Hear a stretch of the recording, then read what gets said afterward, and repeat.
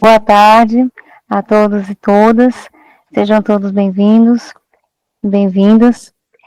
Hoje a gente está recebendo o professor José Luiz Ferreira, que possui graduação em licenciatura em Educação Física pela Universidade Federal da Paraíba, mestrado em Educação pela Universidade Federal da Paraíba também, e doutorado em Educação. Professor do curso de Pedagogia do Centro de Humanidades, lecionando as disciplinas Corpo, Brinquedo e Educação, Educação Física para a Educação Infantil e anos iniciais do ensino fundamental. Tem experiência na área de educação, atuando principalmente nos seguintes temas: gênero, masculinidade, educação física e educação no campo. Coordena o grupo de estudo Diálogos Freirianos em Educação. No momento, está como coordenador geral de extensão na UFCG. A palavra está contigo, professor. Seja bem-vindo. Obrigado, Priscila. Também já começo agradecendo a você o convite. Quero saudar aqui os que estão aqui na sala diretamente, Lindomário, Liliane, agora chegou o Guilherme, o Miguel, e todos que foram chegando, e aos que vão ouvir e ver depois essa conversa. Agradeço a você, mas sei que você faz parte de um grupo para a Saúde GEL, e eu sei que todos estão envolvidos nesse trabalho que eu por curiosidade, dei uma olhada, assisti alguns vídeos, aí vi que vocês já fazem esse trabalho há algum tempo, e que vai ficando aí o registro na memória, e tem coisas muito bacanas, muito bonitas para se ver. Eu, particularmente, assisti, a última que eu assisti foi do professor Iranilson, e que me chamou muita atenção. Gosto muito de Iranilson, é um amigo, e aí eu achei muito bonito, porque eu acho que aqui é um lugar de contar histórias. E eu gosto de contar histórias. Eu sou filho de um homem do campo, trabalhador rural, homem analfabeto, e que contava muitas histórias. Desde pequenininho eu me sentava lá para ouvir as histórias dele, e eu sempre gostei. E hoje, com 62 anos que eu tenho, trabalhando como professor, e agora em novembro farei 36 anos que estou na UFCG. Então eu diria que tem alguma coisa para contar, algumas historinhas para contar nesse tempo todo. E em razão disso eu coloquei como título dessa conversa Itinerância Universitária, dos caminhos, das trajetórias, dos percursos que eu venho exercendo ao longo desse tempo, tá? Eu vou pedir aqui, eu vou colocar aqui na tela uns slidezinhos que eu fiz para me ajudar a conversa com vocês aqui, certo? Então, quero falar dessa minha itinerância, porque ao longo de tanto tempo a gente acumula experiência, o tempo vai passando e a gente vai ficando mais, digamos, mais sereno, mais tranquilo com o trabalho. Então, penso que a universidade não é só uma instituição que está baseada em 3 pilares. Eu sempre coloco a gestão como um pilar a mais. E aí eu costumo dizer que 4 pilares resistem mais, me parece, do que a 3.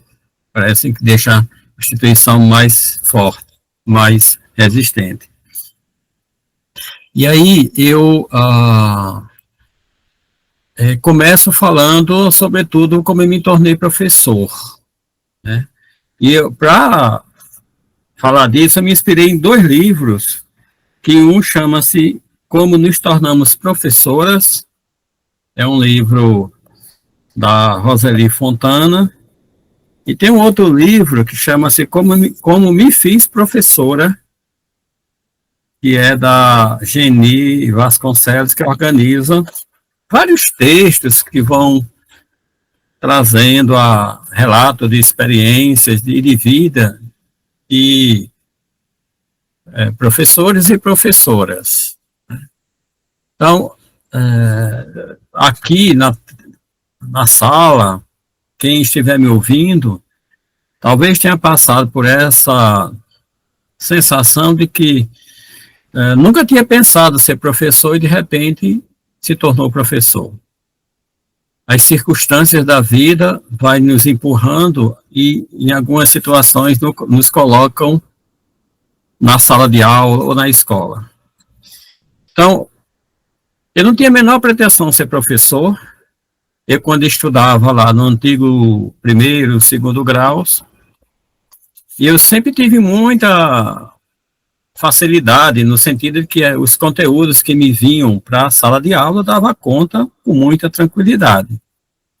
E eu gostava muito de física, de química, de matemática. E aí os colegas iam me dizendo que eu devia fazer engenharia. E eu estou falando isso no final da década de 70, início da década de 80, que a engenharia, naquele momento, aqui era uma engenharia muito forte, era engenharia civil. Oi, meu amigo Celso chegou. Meu amigo Celso é lá do Rio Grande do Sul, amigo nosso que está aqui. Então, eu fui colocando na minha cabeça a ideia de ser professor, de ser engenheiro. E aí eu já imaginava, né, construindo prédios, sei lá, ganhando dinheiro com a engenharia. Mas nem tudo o que a gente pensa, o destino vai nos colocando na sintonia do que a gente pensa. Então, vendo uma família simples, posso dizer pobre, éramos... meus pais tiveram 15 filhos, aqueles nordestinos de família grande. Desses 15 filhos, hoje só são vivos 7. A minha primeira infância, que eu chamo de primeira infância, eu chamo de primeira infância não levando em conta a idade, simplesmente, mas o tempo vivido, que foi nessa cidadezinha, que quando a gente vai para João Pessoa, obrigatoriamente tem que passar por ela, a não ser que se vá de avião, que é o Cajá, né? Então, eu me criei ali em Cajá, uma cidadezinha pequena, que ainda é pequena até hoje, e ali, até meus 9 anos, eu acho que a minha vida foi só trabalho, mesmo sendo uma criança muito pequena. Eu ia para o roçado com meu pai, eu ia capinar com meu pai, com a minha mãe, plantar inhame. Meu pai fazia carvão.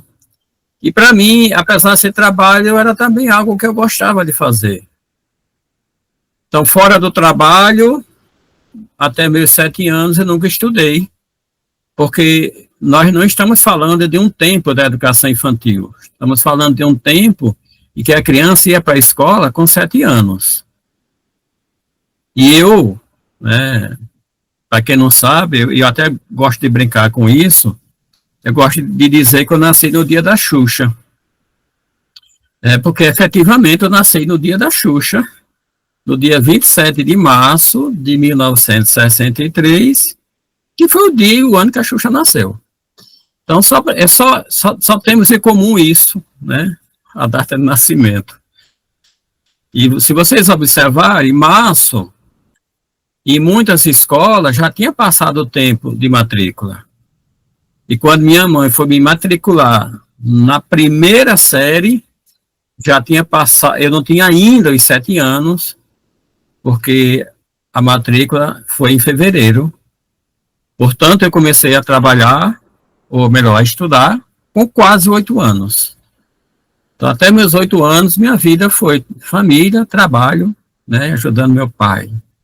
meus pais na lida do campo. Depois, com 9 anos, eu vim aqui para Campina Grande, quando meu pai se transferiu, minha família se transferiu para Campina, e eu continuei aí sim, eu já comecei a estudar. Já comecei a ir para as escolas, né, do primeiro grau da época. Só que eu chego aqui com 9 anos, e aí começo a viver uma outra vida. E nessa vida, aos 14 anos, entra em cena o esporte. Sem querer, porque também não foi nada que eu tinha como pretensão, eu me vi praticando esporte e me vi sendo um atleta, e que realmente me tornei atleta, competi quase todo esse país. Eu fiz o atletismo, eu fazia a prova de corridas de 800 e 1.500 metros. Tive a rica oportunidade de estar junto e correr, inclusive, com ele, com o Joaquim Cruz, que foi contemporâneo do meu tempo, campeão olímpico em 84.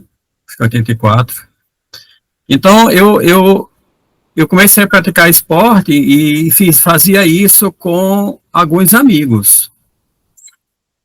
Só que em 1980, em função dessa minha experiência com o esporte, eu ganho, e aí eu quero frisar a palavra ganho, porque em 1980 não tínhamos a Constituição atual, e para ser empregado no serviço público, em muitas situações bastava o político da época empregar. E eu fui empregado, juntamente com outros amigos, como, eu vou falar a palavra, mas não era, na verdade, professor de educação física nas escolas da rede municipal. Portanto, quando eu fui fazer o curso de educação física, eu já era professor. Por isso que eu digo aqui, eu fui ser professor porque eu já o era. Ou seja, todo mundo me chamava de professor. As crianças me chamavam de professor. As colegas de trabalho me chamavam de professor. A diretora da escola me chamava professor e eu me sentia um professor. Portanto, eu fui ser professor porque eu já era, né? E nessa vivência toda até hoje, acho que esse versinho de Fernando Pessoa me ajuda, né? Nunca me arrependo do que fui outrora, porque ainda o sou, né? Então, essa história que eu vou contar aqui tem um pouco dessa ideia. Que desde o momento que eu decidi ser professor, eu nunca me arrependi, e porque ainda o sou, né? E eu acho que ainda continuarei sendo por um bom tempo. Um outro detalhe importante dessa história é que os professores de educação física da minha época, quando eu chego à prefeitura, eles escolhiam o curso de educação física porque eles praticavam esporte. Então, geralmente, o jogador de futebol queria ser professor de educação física para ensinar futebol. O jogador de vôlei queria ser professor de educação física para ensinar vôlei, ou handebol, ou basquete, ou qualquer outro esporte. Eu confesso a vocês que quem me levou para o magistério, para a universidade, foram as crianças. Que na primeira oportunidade que eu tive de estar com elas, sem nunca ter lido nada sobre criança, sem nunca ter lido nada sobre o que é ser um professor, elas me provocaram muito. E eu me interessei muito em tentar entender o meu lugar de professor para ajudar as crianças. Aí foi quando eu percebi que quem estava me levando para a universidade eram as crianças. É tanto que hoje, eu estar no curso de pedagogia é estar ainda por elas. Porque nosso curso é um curso de formação de professores e professoras que lecionam da educação infantil ao 5º ano.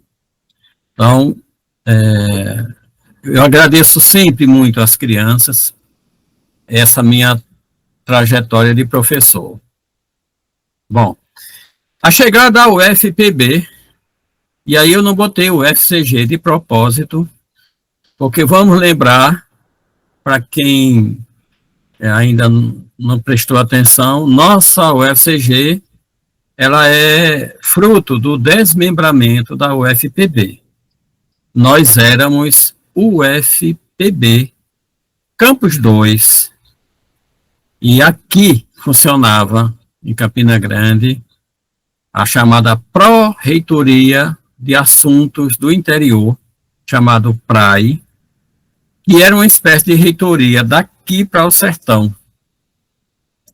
Então, eu cheguei ao UFPB. E é importante também dizer, e aqui deve ter alunas nesse coletivo, deve ter gente que vai me ver, me ouvir, que também é aluno, talvez até professor, e que sabe ou não sabe que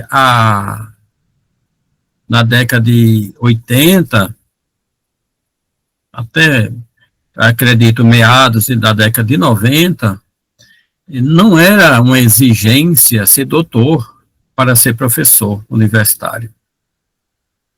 Então, eu cheguei ao UFPB, eu estava estudando na especialização, que a gente chama de pós-graduação lato sensu.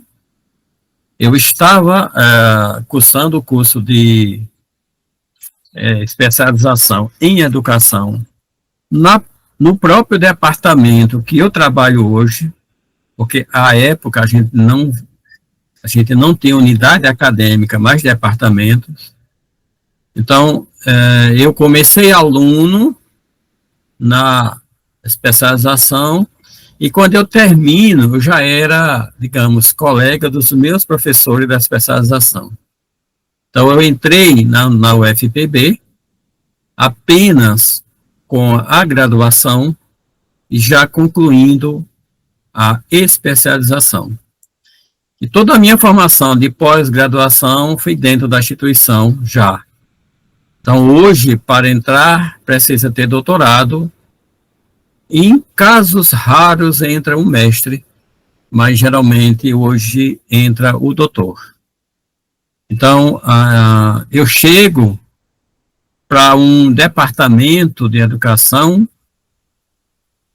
para trabalhar com disciplinas que não eram exclusivamente disciplinas do curso de pedagogia. Os mais antigos devem se lembrar que existia uma disciplina chamada prática desportiva, fruto de um decreto lá da década de 70, que obrigava a todo estudante de ensino superior, de qualquer curso, cursar essa disciplina. Então, era estudante de química, física, medicina, matemática, história, não importava, tinha que fazer. Então, eu chego à universidade e éramos 6 professores de educação física e que faziam esse trabalho de ministrar essas disciplinas para alunos de diferentes cursos. Então, eu dei aula de musculação. Lembrar que nosso centro CH, nós temos uma academia de musculação. Ela funciona em cima do restaurante universitário. Temos uma salinha de dança, de ginástica. E eu ministrei várias disciplinas ali. Ministrei disciplinas de atletismo, disciplinas de ginástica. Mas confesso a vocês que não era exatamente o que eu queria. Porque eu queria ser professor que ensina a ser professor. Eu queria ser professor do curso de pedagogia. Meu desejo era me inserir no conjunto de professores que estava ali, desenvolvendo disciplinas, reflexões, estudos, pesquisas para a formação do professor. Aos poucos, eu fui chegando ao curso de pedagogia. Então, as minhas primeiras experiências, ainda na UFPB, foram de disciplinas muito voltadas para a especificidade da educação física. Então, eu comecei a ministrar uma disciplina, juntamente com outro colega que já se aposentou, e eu só ministrava a disciplina quando ele não podia, ou então eu ministrava uma disciplina optativa. Então, eu ficava transitando mais nas disciplinas fora do curso e muito pouco dentro do curso. Mas eu queria realmente estar dentro do curso. Aos poucos, eu fui me inserindo no curso, e aí fui deixando aquela disciplina, até porque a partir da LDB, em 96, aquela prática esportiva deixou de ser obrigatória, ela passou a ser optativa. Então, em algumas universidades, em alguns cursos, ela ainda existe, mas é optativa. Então, aí eu começo a fazer esse trânsito pelas disciplinas do curso de pedagogia, e eu começo com disciplinas que realmente têm muito a ver com a minha área de formação. E quando Priscila me apresenta aí, no início da nossa conversa, ela fala de duas disciplinas que eu ainda sou responsável, que é o corpo. Por que corpo? Porque ainda temos uma ideia que não é, para mim, a melhor das ideias, de pensar que só a educação física trabalha com o corpo, né? E porque a educação física é a disciplina que é feita fora da sala de aula, que as crianças jogam, brincam, se movimentam. E tem a disciplina, que é a disciplina da educação física, porque é a disciplina que traz um pouco uma compreensão da área da educação física como um todo para a formação do pedagogo. Então, essas duas disciplinas são de minha responsabilidade, exclusivas, vamos dizer assim. Mas eu sou daqueles que não me contento só, digamos, com pouca coisa. Eu vou me inserindo, vou mexendo com as coisas. E aí eu comecei também a mexer com outras disciplinas. Provavelmente, hoje no curso de pedagogia, eu seja o professor que mais dá disciplinas diferentes.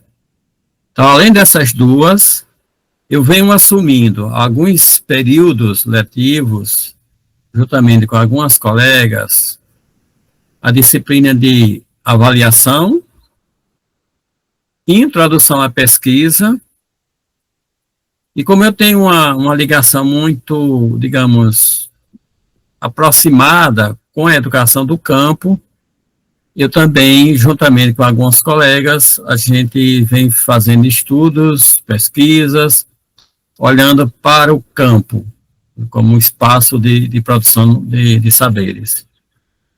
Então, hoje eu trabalho com em mais ou menos 5 disciplinas diferentes. A cada período, eu sempre estou trabalhando com 2 ou 3 diferentes.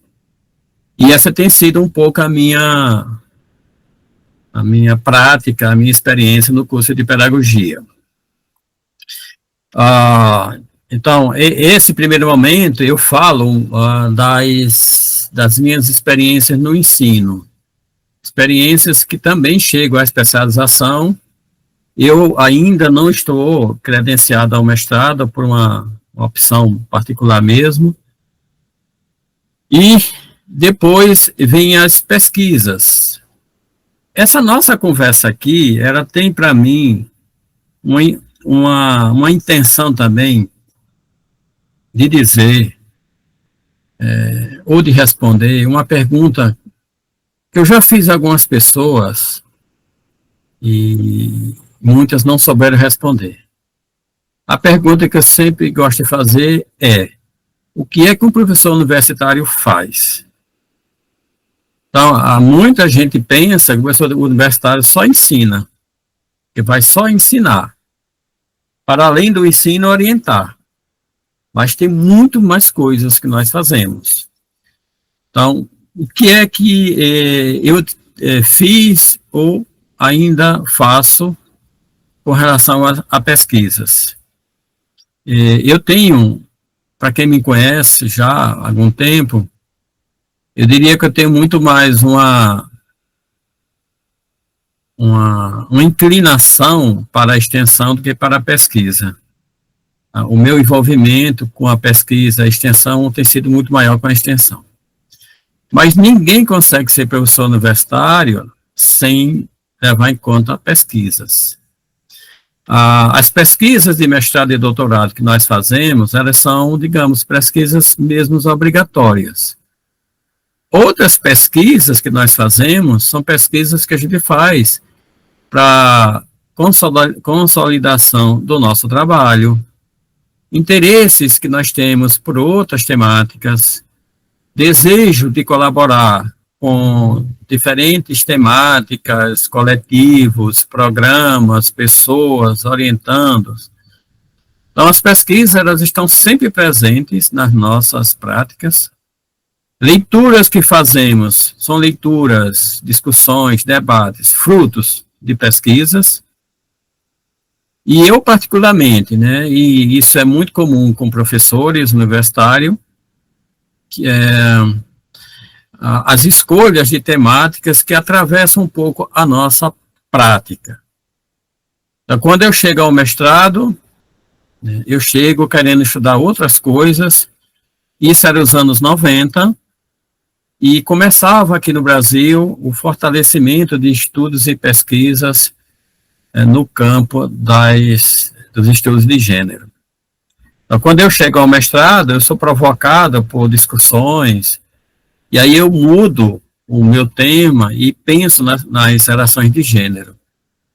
Como eu nunca quis abandonar a minha área de formação, mesmo eu estando na pedagogia, eu fui pesquisar como se davam as relações de gênero nas aulas de educação física. E que fatores me levaram a isso? A separação das turmas por sexo, atividades próprias para alunos, para alunas, e tudo. Aí eu fui estudar como isso se dava. Então, a grosso modo, essa dissertação, ela traz reflexões sobre como a educação física contribui para tanto fortalecer as dicotomias, as desigualdades de gênero, como também ela pode ser um campo de estudos, reflexões para a superação desses estereótipos. Então, eu vi nessa pesquisa atividades que tanto podiam fortalecer as relações de gênero, quanto podiam lutar contra as discriminações entre meninas e meninos. O doutorado, ele surge, e isso é importante também dizer, a partir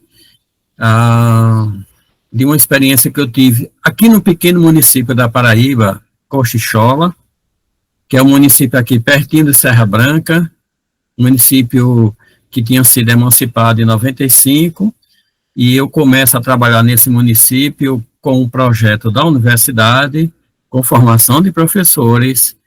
Eu começo a trabalhar com um coletivo de 15 profissionais, um professorado formado por homens e mulheres do município.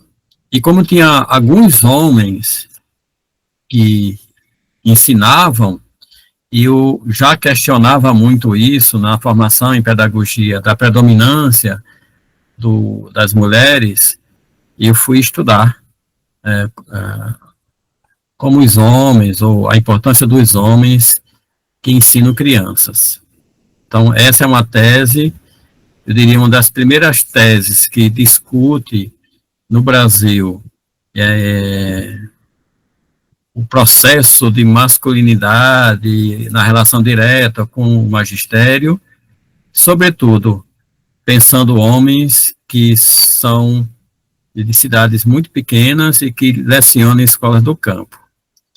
A tese me dá a confirmação, né, de que a presença deles, mesmo que seja um processo de descontinuidade das relações de gênero, é também um processo de continuidade. Então, tanto eles, a presença deles, por um lado, ajuda, como também, de outra forma, contribui para a manutenção das ideias, dos preconceitos, dos tabus, ou da própria importância de tê-los enquanto professores. É uma tese que discute masculinidade e magistério. Fruto do meu trabalho na pedagogia, eu desenvolvi, principalmente junto ao PIBIC, pesquisas que refletiram e refletem jogos e brincadeiras com crianças muito pequenas, até mais ou menos 6 anos, e crianças até o 5º ano. E essas pesquisas também têm a ver com a educação do campo, porque no conjunto das minhas vontades de estudar, e em momentos eu trabalho com a educação do campo, outro momento trabalho com a educação física, com gênero.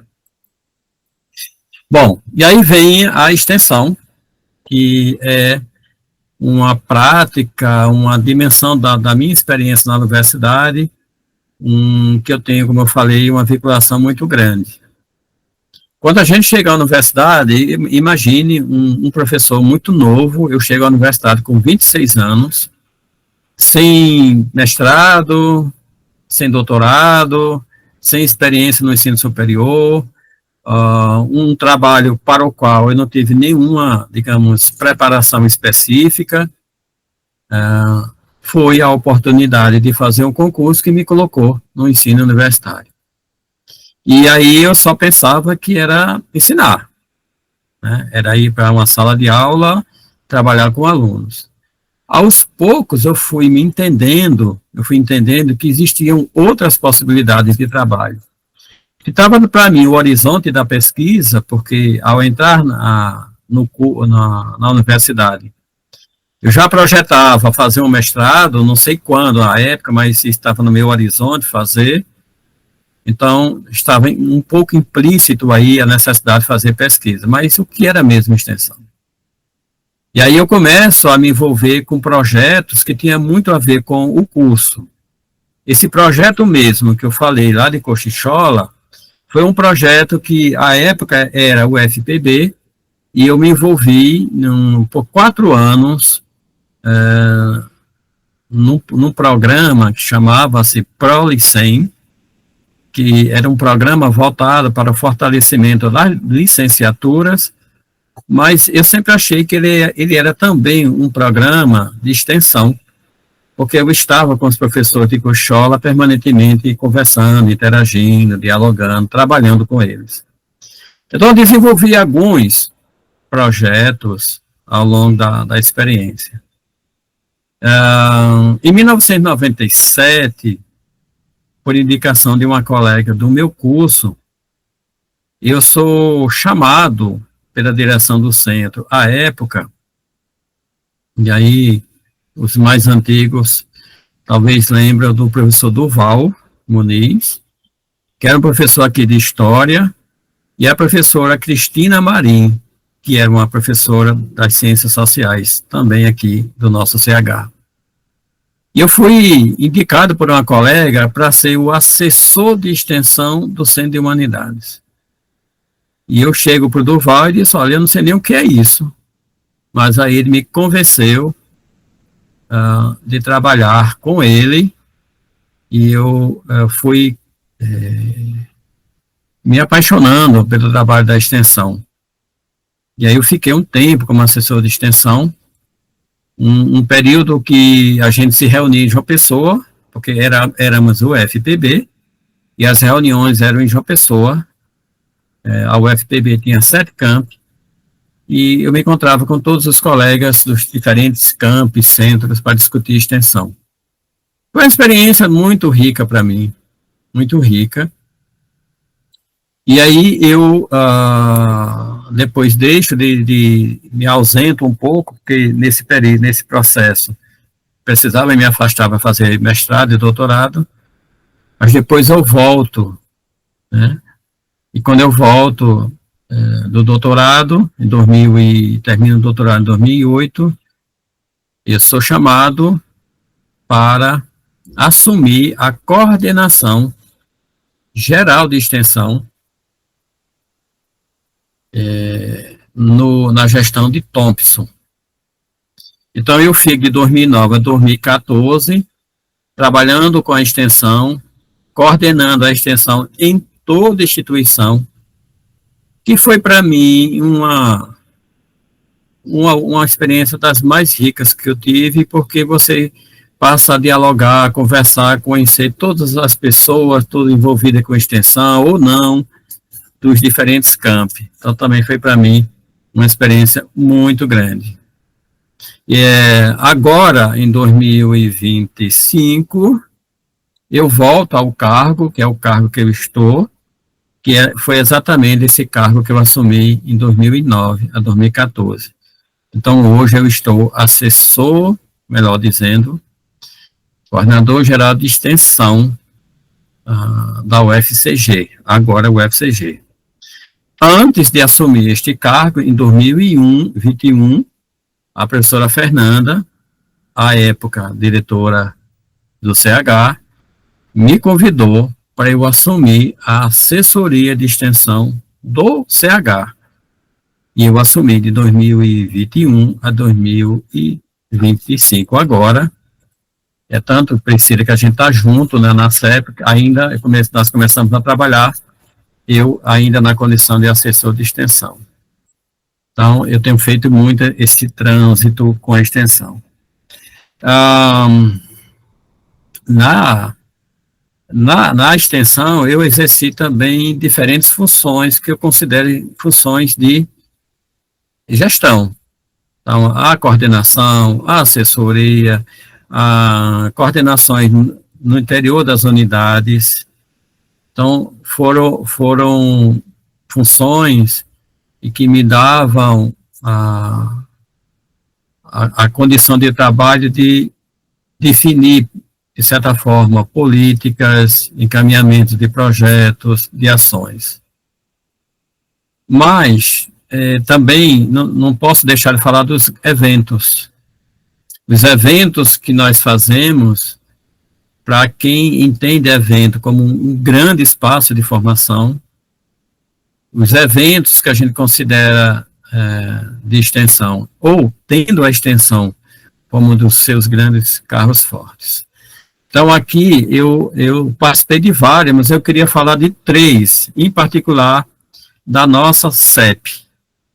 Eu vou começar falando do CBU, que é o Congresso Brasileiro de Extensão Universitária, e aí, já pensando nessa função que eu estou na universidade, de coordenar a extensão, o fato de estar como coordenador é um espaço aberto para participar desse congresso, que não é só para quem está na gestão, mas é um congresso muito importante, porque você tem a oportunidade de conhecer, de dialogar, de ouvir, de conversar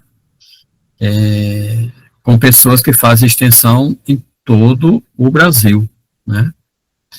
O CENEU é o Congresso Nordestino de Extensão Universitária, que é o evento que reúne aí as experiências em nível de Nordeste. A nossa CEP, né, que agora a Priscila está na coordenação, eu acho este evento, e eu tenho um carinho muito grande por esse evento, porque eu fui um dos, digamos, fundadores, juntamente com o professor Durval, desse evento.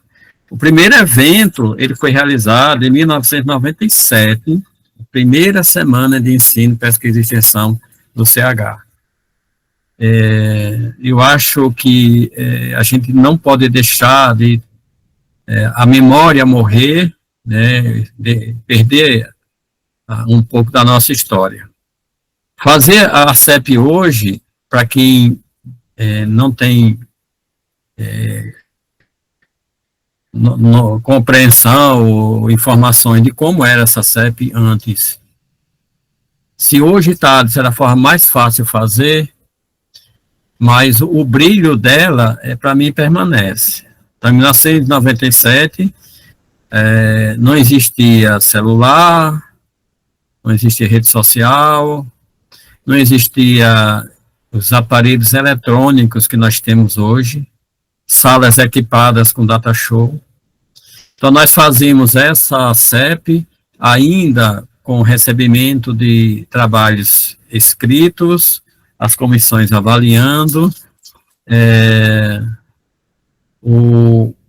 os equipamentos eram todos móveis. Eu lembro que, acho que na primeira ou na segunda, eu particularmente coordenei a comissão de infraestrutura, e a gente reservava uma sala onde a gente recebia dos departamentos da época, era um gravador, um retroprojetor, né? E não estamos nem falando aqui de um data show, era um retroprojetor, retroprojetores, caixa de som, suporte para banner. Então, esses equipamentos móveis, televisão, daquele de tubo ainda, quando a gente precisava colocar uma televisão numa sala. Então, era muito trabalho, mas tinha uma áurea, assim, de participação que nos encantava.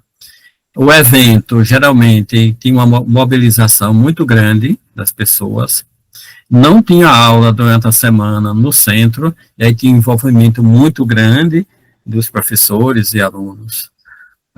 Isso acontece na primeira, na segunda, nessas primeiras que foram acontecendo, e hoje a gente tem ele muito modificado, né, e com muito mais facilidade em termos de equipamento, porque hoje tendo o computador na sala funcionando, ar-condicionado, já é bem diferente do que a gente fazia à época. Tinha um envolvimento muito grande de professores, porque tudo era coordenado por professor, e nessa, né, vamos dizer assim, nessa vibe de botar a mão na massa e de fazer as coisas de uma forma muito manual, né. Os anais, por exemplo, eram feitos livrinhos, né, impressos. Quem quer editar os livrinhos, corrigir os livrinhos, então era um trabalho muito grande, e ele não era feito em gráficas, era feito às vezes até numa própria impressora. Depois passamos a fazer os anais em CDs, né, montava os CDs, pagava uma pessoa para fazer a produção do CD e colocava todos os anais desses CDs, né, para ver depois. Então, era e continua sendo um evento muito importante, que para mim, eu acho que a gestão tem que ser sensível a isso. É o único evento no centro que reúne o ensino, a pesquisa e a extensão. Então, pensar a CEP como esse conjunto de atividades, dessas três dimensões do trabalho universitário, para mim, é o que dá muito o sentido de universidade. Então, a gente tinha conversas, diálogo com quem fazia ensino, com quem fazia extensão, com quem fazia pesquisa, todos do centro, e a gente conhecia muito mais a potencialidade do centro, nesse sentido, certo? Bom, eu coloco a gestão como um importante trabalho que a gente faz na universidade. Eu, particularmente, fui assessor de centro, como eu falei, 2 vezes, coordenei não só a unidade acadêmica na função de coordenador administrativo, mas já fui da coordenação de graduação, de ensino, e também da coordenação de pesquisa e extensão da unidade acadêmica. Coordenador geral de extensão, como eu já falei, estou na segunda oportunidade de exercer este cargo. Já fui coordenador presidente da CPA, que para mim é uma importante comissão que as universidades têm e precisam ter, porque ela é motivada por uma legislação, por uma lei, que no nosso caso não está ativo, não está inoperante no momento, mas eu passei, acho que, os 2 anos trabalhando com esta comissão.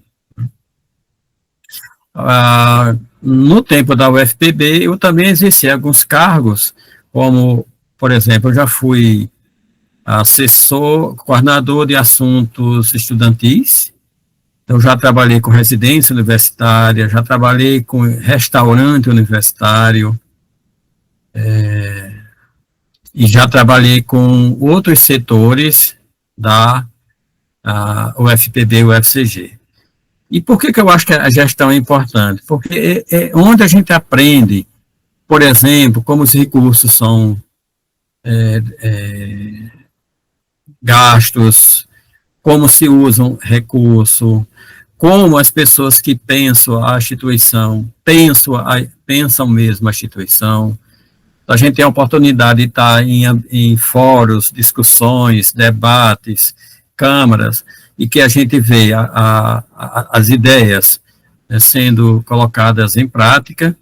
Então, acho que ser um agente da gestão universitária é também ser alguém que aprende muito com a experiência. Tá? Para além disso, já aqui tentando caminhar, porque eu estou aqui olhando para o tempo, acho que eu já vou com uns 40 e tantos minutos, né? Eu ainda coloquei nessa relação algumas outras atividades que nós fazemos, né? Então, essas são atividades que eu faço e que muitos professores fazem, e que muitas dessas atividades, elas são permanentemente concomitantes, né? Então, a gente não só ensina, a gente não só pesquisa, a gente também não só participa da extensão. Vêm as orientações na graduação, na pós-graduação, às vezes orientações nem de um nem de outro, orientações extras, pessoas que particularmente me procuram porque querem uma ajuda para pensar um projeto para um mestrado, para um doutorado, para uma especialização, e a gente está sempre aí disposto a ajudar. Coordenação de grupos de estudos de pesquisa, a exemplo desse aqui que eu estou falando aqui com a Priscila à frente do grupo. Então, a importância que tem estes grupos para o fortalecimento das nossas práticas. Hoje eu trabalho com 2 grupos. Priscila falou aqui no momento que ela falava um pouco do meu currículo, do grupo de estudos Diálogos Freirianos em Educação. Esse é um grupo, né, que o Celso, que está aqui, faz parte. Foi um grupo criado em 2021, por conta de um processo que todos nós passamos, o processo da pandemia, e na solidão de poder fazer alguma coisa sem poder estar com as pessoas, eu criei um grupo na verdade, um projeto de extensão remoto, em 2020, e eu fui estudar as cartas pedagógicas de Paulo Freire. Esse foi um curso aberto à comunidade, a quem tivesse interesse, porque ele foi um curso colocado nas redes sociais. E por conta desse curso, onde a gente estudou 3 livros de Paulo Freire, que tem cartas pedagógicas, a gente decidiu continuar estudando, e aí montamos um grupo de estudo que está firme até hoje. Ontem mesmo nós tivemos encontro do grupo. Eu até abro aqui a possibilidade para quem tiver interesse e quiser participar desse grupo, é só querer. Ele é remoto e nós estudamos às terças-feiras à noite, a cada 15 dias, né? E o outro grupo de estudos que eu eu tenho aqui no curso de Pedagogia, é um curso que eu chamo de brincação. Curso não, grupo, aliás, desculpem. Eu chamo de brincação. Na verdade, eu brinquei com as palavras, né? Brincadeira e educação, eu estou chamando de brincação. Qual é o objetivo desse grupo de estudos? Estudar,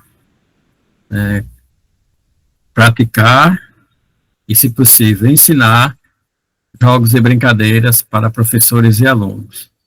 O que é que a gente faz? Estuda jogos, brincadeiras, ressignifica, cria novas possibilidades, né? Por exemplo, agora a gente está estudando pega-varetas com as varetas com 1 metro. Aquele joguinho que se joga pequenininho assim, a gente está experimentando ele numa vareta de 1 metro cada uma. Então, esse tem sido o nosso interesse em estudar e pesquisar jogos e brincadeiras. Quantos de nós, professores, não nos envolvemos em tantas outras comissões? Comissão de programação funcional, comissão disso, comissão daquilo. Então, a gente está sempre envolvido com isso. Eu já perdi as contas de quantas comissões eu já me envolvi. Bancas. Então, desde banca para um aluno que vai participar de um programa, como a banca para a seleção de aluno para um programa, como o PET, o Probex, mas banca de TCC, de monografia, de dissertação, de tese. Outros coletivos institucionais que a gente participa, né? Eu atualmente sou membro do NDE do meu curso, membro da Câmara de Ensino, Pesquisa e Extensão, e tantos outros que a gente vai se envolvendo, né? E a coordenação de eventos, né? Quantos eventos ao longo da minha história não estive envolvido como coordenador principal ou não, mas de qualquer forma me senti muito envolvido, né? Em síntese, um professor universitário faz tudo isso, e talvez até muito mais. Então, tem professor universitário que certamente faz muito mais do que eu, mas eu estou no processo agora, né, de organizar meu memorial para titular, e eu fui fazer uma revisita à minha história, e eu comecei a relacionar que tipo de atividade ao longo da minha história eu fiz. E eu consegui relacionar 14 atividades diferentes. E muitas delas concomitantes ao longo de muitos anos. Por exemplo, ensino, orientação, participação em banca, quase tudo isso se faz concomitantemente. Então, a gente faz muita coisa ao mesmo tempo. Para finalizar, Priscila, e a gente poder aí ouvir alguns colegas, comentários, questões, perguntas, eu quero me despedir dessa fala aqui inicial, usando um verso, né, uma ideia bonita que eu achei do Guimarães Rosa, né? Ele diz que toda saudade é uma espécie de velhice. E eu tenho que confessar a vocês que eu já posso me aposentar, né? É só querer. E esse tempo curto que eu sinalizo para ficar na instituição, porque eu, por enquanto, estou pensando em ficar no máximo 2 anos, mas o que são 2 anos depois de 36 anos vividos, né? Eu não só posso achar que é muito curto. E por ser muito curto, eu fico com uma sensação de uma saudade que eu vou sentir do trabalho que eu faço. Algumas pessoas, até gente muito próxima, ficam dizendo que eu já devia me aposentar, porque chegou um momento que eu tenho que me aposentar. Mas eu gosto tanto das coisas que eu faço. Não faço sem gosto, não faço por pressão, faço porque gosto. E eu começo a sentir um pouco essa saudade, que pode ser um sentimento, né, de velhice, porque quem se aposenta traz em si a marca do tempo. Tem tempo vivido, né? E, portanto, a minha história é essa história que está muito mais próxima de ser na instituição encerrada, que muito provavelmente continuarei trabalhando com alguma coisa, não de forma oficial, não tenho mais pretensão de fazer concurso, mas tenho pretensão de continuar estudando, refletindo, participando de outros momentos.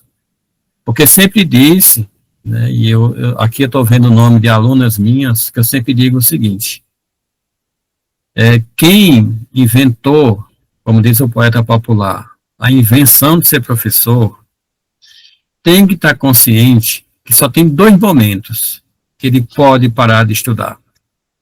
O primeiro é quando se aposenta, mas é opção.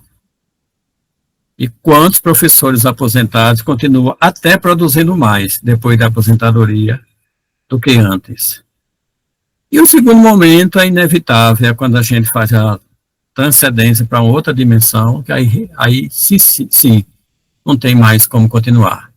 A gente deixa de ser um ser humano para ser uma outra coisa, uma outra dimensão. Então, estudar, conhecer, conversar, dialogar, aprender, ensinar, para quem gosta, vai ser sempre um prazer fazer. E eu estou nessa, de sentir essa sensação que o tempo está se aproximando, que eu deixe a universidade.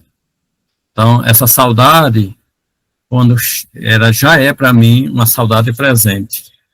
E que eu estou curtindo ela numa boa, né? Sem nenhum sentimento de nostalgia ruim, mas algo que me deixa contente. Porque olho para trás e sei que construir uma história, não sei se boa ou ruim, mas construir. Né? E é essa história que aqui eu passo um pouquinho para vocês, tá bom? Então, deixo aqui minha saudação e um obrigado aqui para vocês que me escutaram até esse momento. Eu que agradeço, professor, pela palestra, né, e também pelos ensinamentos, né, muito bom.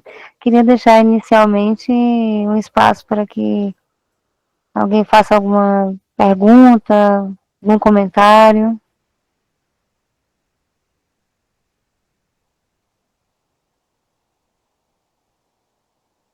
Bem, enquanto a gente espera, né, um pouquinho, eu vou fazer algumas perguntas, tá, professor? Tá bom. Primeiro, assim, é uma coisa que eu queria até agradecer, né, que a tua palestra já foi uma contribuição, inclusive, para falar um pouco sobre a universidade, né, o que é a universidade no final do século XX para o início do século XXI, né, o primeiro quartel, né, do século XXI. Então, muitas coisas eram diferentes do que a gente tem hoje, né, a gente pode pensar na questão das técnicas, né, como elas mudaram a nossa vida e como também mudou, né, um pouco do que a gente faz na universidade. E eu queria te perguntar um pouco sobre a CEP, né, que é um evento que a gente agora está organizando também, e tu tens, assim, muita coisa, né, assim, muita bagagem, né, em relação a esse evento devido à própria experiência.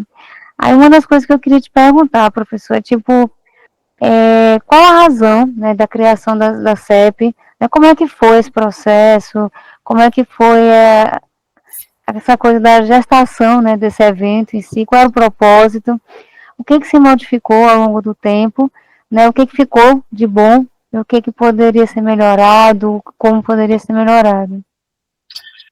Priscila, a gestão de Duval e Cristina teve eu vou chamar de metodologia que eu achei muito interessante. Então, se você chegasse lá no CH, que a gente chamava, ali no Hall das Placas, a direção era ali no Hall das Placas, e chegasse com a demanda de ensino e fosse falar com a Cristina, ela dizia, procure Duval. E se você chegasse com a demanda administrativa, ele dizia, procure Cristina. E, embora eles tenham separado essas duas pastas, vamos chamar assim, o acadêmico e o administrativo, eles tinham isso muito articulado. E a necessidade de fazer a CEP, eu lembro que eram conversas que nós tínhamos não só eu, com os colegas, professores, representantes da extensão e da pesquisa nos antigos departamentos, mas também com o Durval e a Cristina. Então, era o desejo de fazer um evento em que pudesse reunir os colegas professores, alunos, né, para mostrar para a sociedade o que o CH fazia em termos de ensino, pesquisa e extensão. Né. Então, essa foi uma das coisas que motivou muito fazer essa semana. Então, a gente sentia muito essa vontade de mostrar nosso centro, né? E o engajamento, como eu falei, foi muito grande. Acho que a gente vivia, e é claro que a gente que tem um tempinho da história, sabe disso, né? As relações eram diferentes, porque a gente não tinha, por exemplo, uma outra forma de se relacionar como nós temos hoje. Então, a gente não vivia nos relacionando por ações virtuais. Tudo era muito presencial. Então, tudo era muito decidido ali na mesa com as pessoas.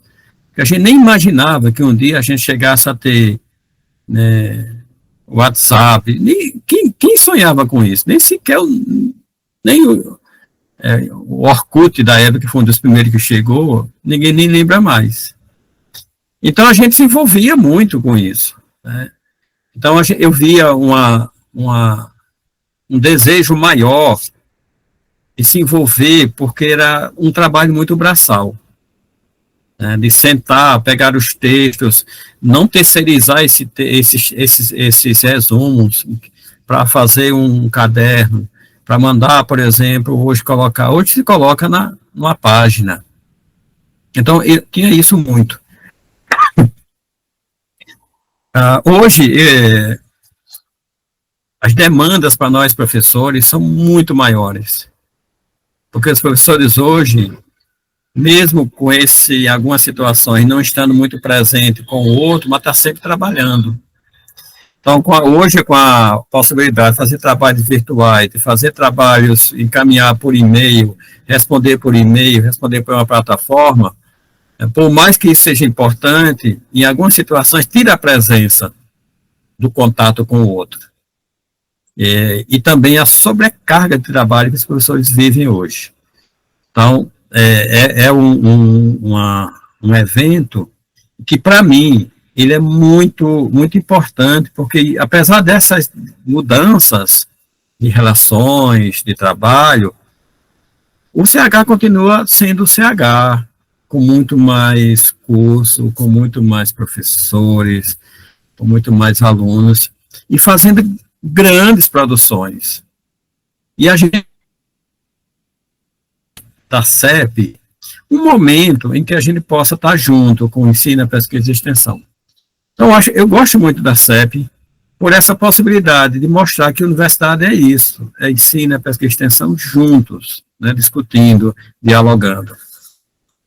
Fazíamos essa semana com muito mais, entre aspas, facilidade, porque era uma semana para a CEP, e, portanto, a gente não tinha, por exemplo, o problema dos espaços, porque eram espaços que estavam já garantidos. Penso, né, e lutamos que isso caia no calendário, para que todo mundo se envolva e a gente possa continuar fazendo esse bonito evento que a gente faz. Obrigada pelas respostas. Alguém gostaria mais de perguntar alguma coisa? Xisto. Boa tarde, professor, tudo bem?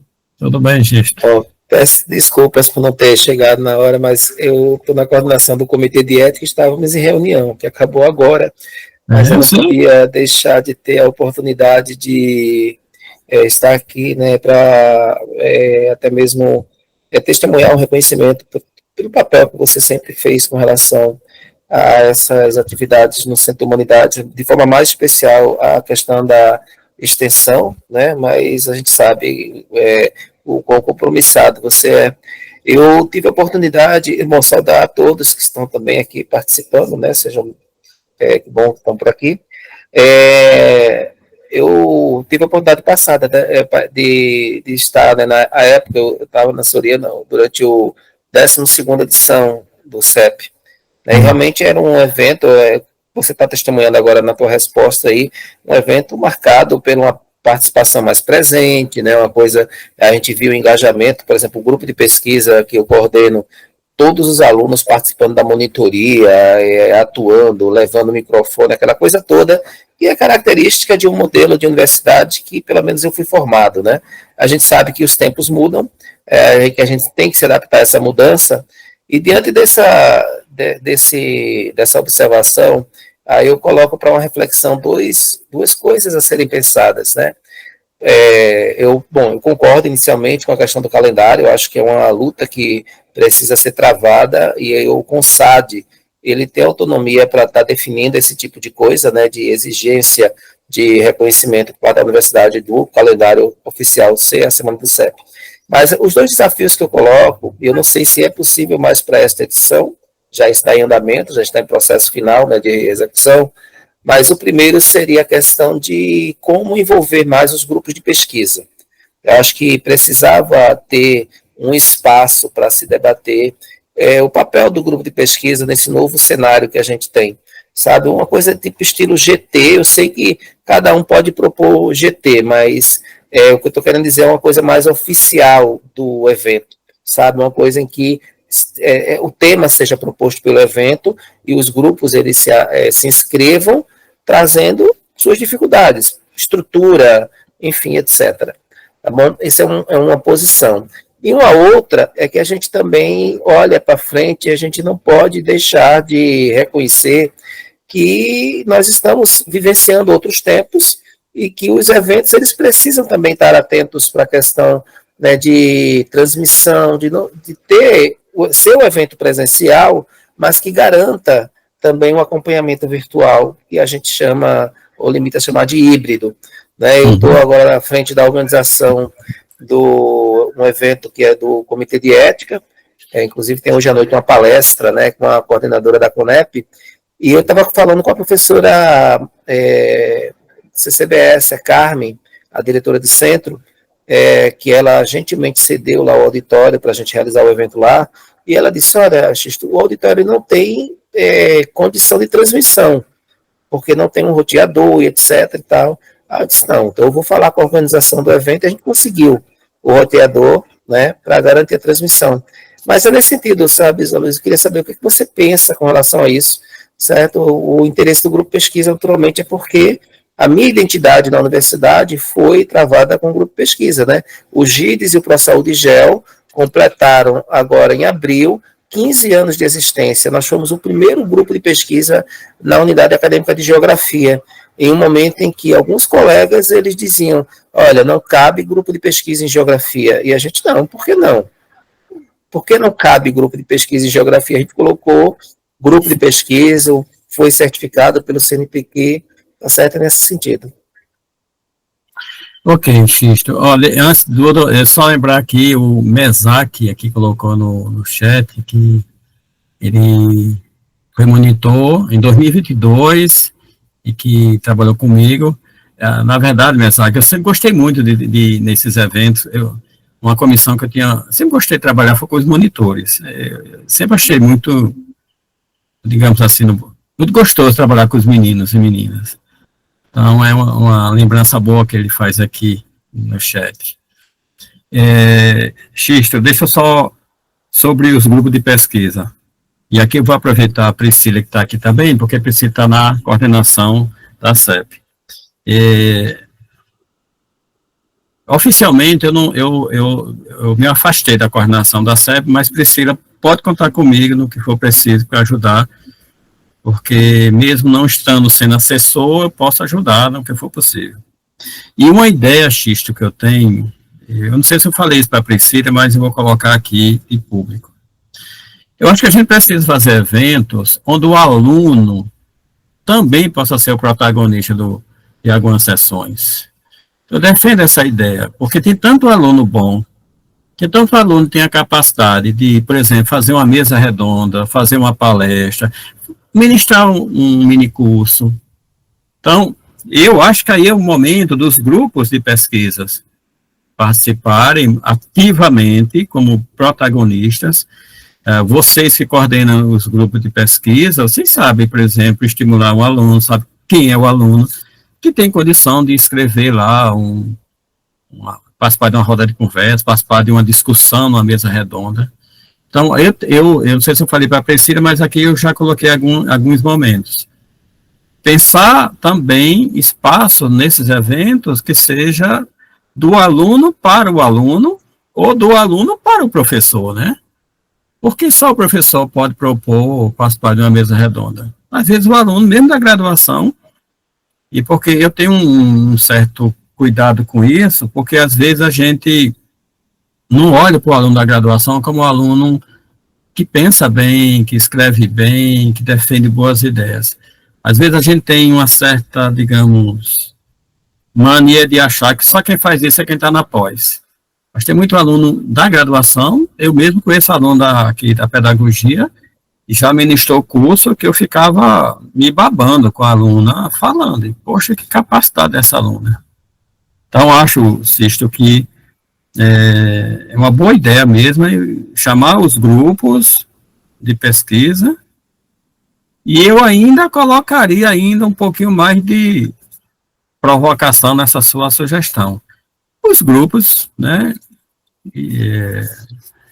os projetos institucionais, né, o que é que um PET, um PIBID está produzindo que não possa participar disso, né?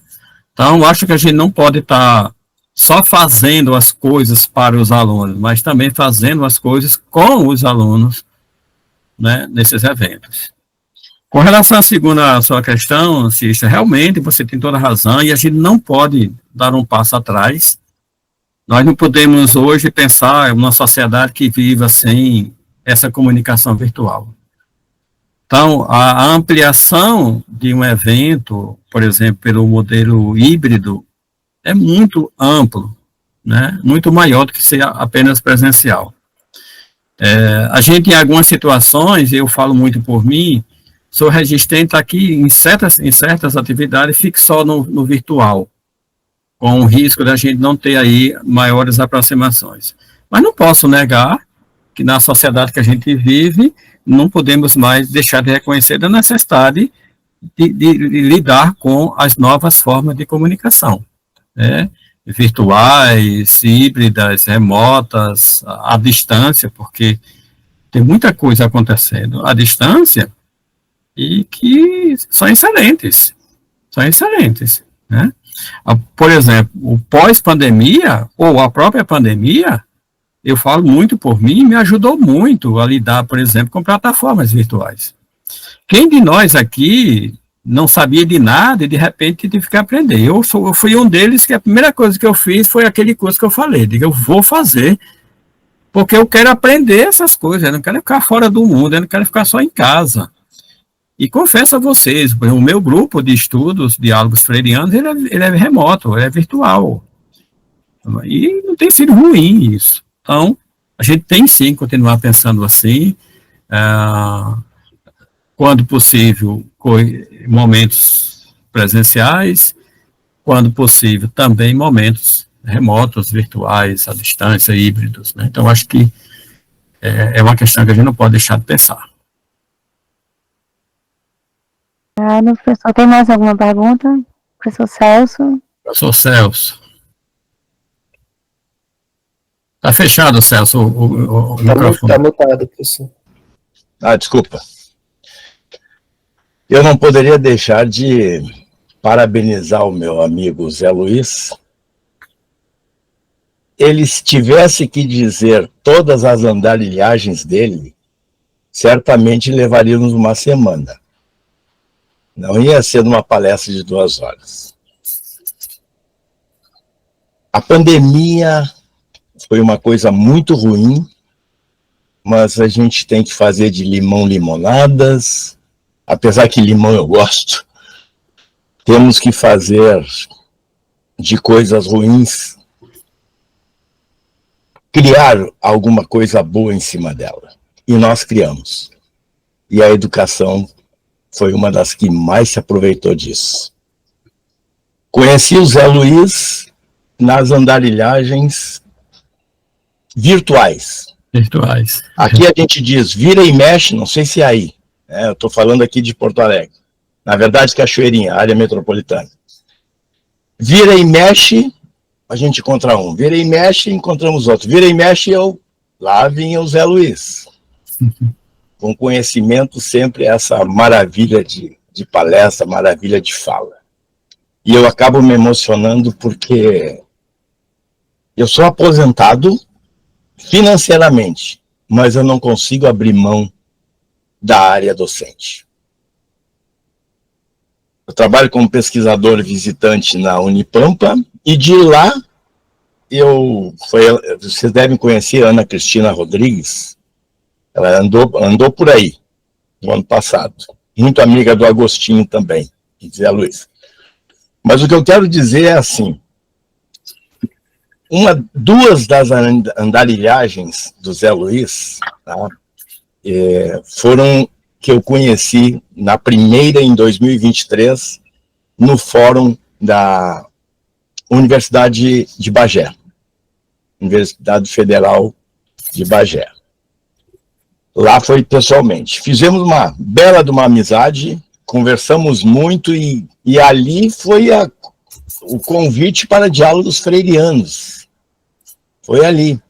Então, eu estou participando. Eu, particularmente, conhecia Paulo Freire, porque a minha área é da linguística. Eu conhecia Paulo Freire como patrono, como político, como professor, mas não a sua obra. Então, hoje eu sou um dos grandes defensores da obra de Paulo Freire.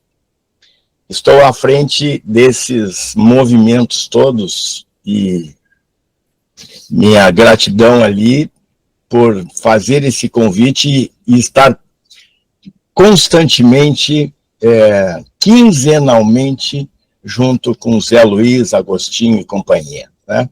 Bom, então, finalizando, eu só queria aqui, não tem pergunta nenhuma para ti, eu só te digo assim, ó, é uma maravilha te ouvir, sempre, meu amigo. Obrigado. Obrigado, Celso.